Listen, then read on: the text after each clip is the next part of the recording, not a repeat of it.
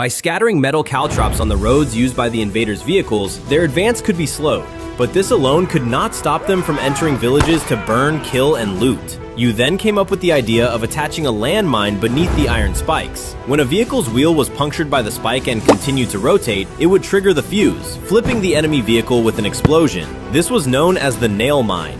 However, metal objects were easily detected by the enemy's mine detectors, so you began using ceramic jars, stones, and similar materials filled with black powder, placing them along roads the enemy had to pass. Once the enemy moved the stone, it would immediately explode. When they entered a village and mistook a ceramic jar for an antique, the moment they picked it up, it would still explode. This was known as the ground mine. To increase the destructive power, multiple mines were connected together and buried in a pit. When one mine detonated, it triggered several others in a chain reaction. This was called a chain mine. But once the enemy became more cautious, they began probing the ground with mine-detecting needles. You then thought of fixing a metal clamp in the open position, tying the mine's pull cord to the clamp, and burying it in a pit along with animal waste. When a probing rod struck the clamp, the spring would snap shut, instantly triggering a nearby mine to explode. These were known as the waste mine and clamp mine. Through wisdom and courage, the anti-Japanese military and civilians invented these forms of mine warfare, making it nearly impossible for the invaders to move forward in the vast ocean of people's war.